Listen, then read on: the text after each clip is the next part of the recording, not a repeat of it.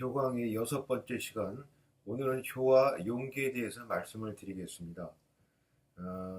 오늘날에 들어와서는 효가 그다지 인기가 있는 덕목은 되고 있지 못한 것이 사실입니다. 그 이유에 대해서 제 나름대로 생각을 해보면은 효라는 것은 어떤 수동적인 이미지, 어떤 주체적으로 살려고 하는 젊은 사람들에게 어필하지 못하고 부모의 뜻에서 마지못해서 순종해가는 그런 어떻게 보면은 좀 약간 열등적인 덕목으로 여겨지기까지 합니다. 그래서 인기가 없는 것이 아닌가 생각이 되는데 사실은 우리가 그 효의 여러 가지 덕목이라든지 속성을 또 봤을 때 효는 상당히 용기가 필요한 행동이다. 또 삶의 양식이다라고 말씀을 드릴 수가 있을 것 같습니다. 구체적인 예를 하나 들어보면 우리한테 너무나 많이 알려진 고전이죠. 심청전 같은 경우 심청이는 그 아버지를 위해서 동양을이라든가 또 품팔이를 해가면서 봉양을 하고 또 나중에서는 그 공양미 300석을 장만하려고 그 인당수에 빠지게 됩니다.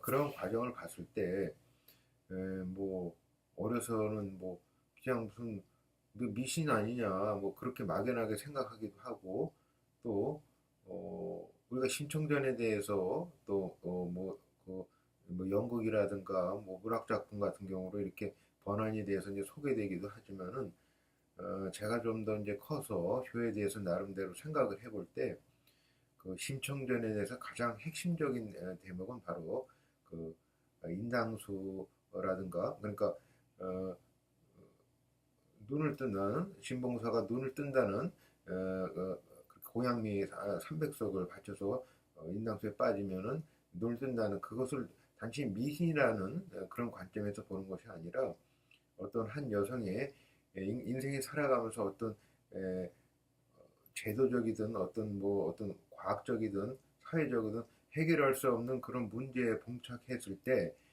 자기가 주체적으로 문제를 해결나가는 그런 강인한 여성상 이런 것으로 새롭게 다시 보게 됩니다. 왜 그 심청전의 심청이를 얘기하냐면 저희 어머니가 바로 그런 심청이 같이 주체적이고 생활력이 강하면서 정직한 사람이 아니었냐라는 생각을 해보기 때문입니다.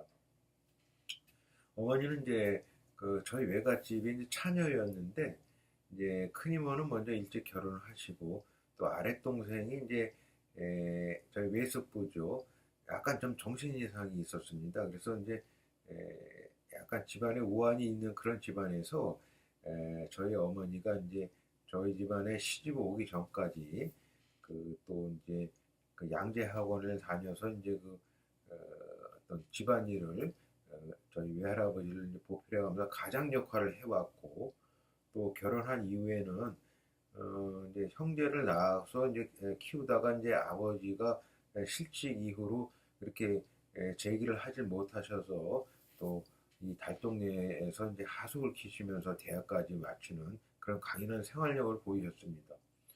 그 와중에서 뭐 저희 아버지가 장남이 아니고 또 저희 어머니도 장녀가 아니었지만 할머니를 또 모셔오고 또 외할머니를 모셔와서 또 이제 그 보필을 해드렸고 또 이제 제 나이 또래죠. 한 57살쯤 됐을 때 어머니가 이제 중풍으로 크게 쓰러지셔서 과로로 그 다음에 어떤 초인적인 노력으로 80이 넘어설 때까지 건강하게 정상인처럼 사시기도 했습니다. 마지막에 가서 이제 그 치매가 오셨을 때는 제가 좀 돌봐드리긴 했지만은 거의 인생 전반을 봤을 때 거의 항상 인생의 그 어떤 기복 어떤 결정적인 순간마다 그 어떤 그 과정을 회피하지 않고 정직하게 맞서서 자기 나름대로 어느 정도 그 성취를 이뤄내는 아주 그 강인한 여성이었다고 생각이 듭니다. 그래서 우리가 보면 효라는 거는 이와 같이 봤을 때 에, 어떤 그 수동적인 그런 이미지가 아니라 저는 봤을 때 되게 강력하고 정직하고 또 주체적으로 인생의 의미를 찾아가는 사람이라면은 회피할 수 없는 그런 그 덕목이라는 생각이 드는 거죠. 그래서 예를 들어서 이제 저희 어머니 같은 효녀를 제가 나름대로 이제 생각을 해볼 때 에, 제가 어머니의 그 용기라든가 그런 것들을 조금이라도 미리 익혀두지 않는다면 어머니 효를 갖다가 이해할 수 없는, 그러니까 어머니 효를 축소하거나 왜곡하는 그런 자식이 될 수밖에 없는 거죠.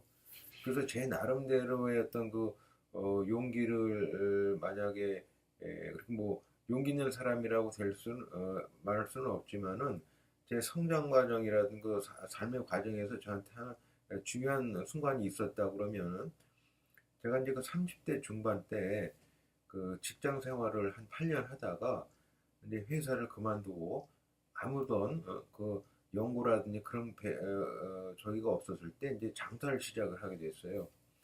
그때 어머니는 이제 많이 놀라셨죠. 왜냐하면 저희 집안 같은 경우는 무슨 기업에 다녀서 월급을 탄다든지 뭐 공직 생활을 해서 월급을 이렇게 하는, 그렇게 해야만이 돈을 버는 거로 알았지 뭐 장사를 해서 어떤 이득을 취한다든지 그런 거하고는 전혀 관련이 없었던 집안이었거든요.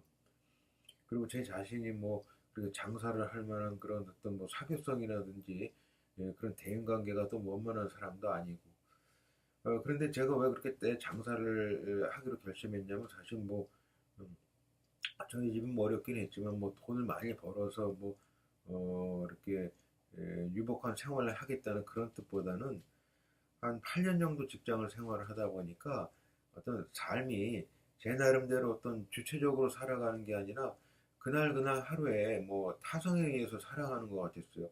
그게 오히려 견딜 수가 없더라고요.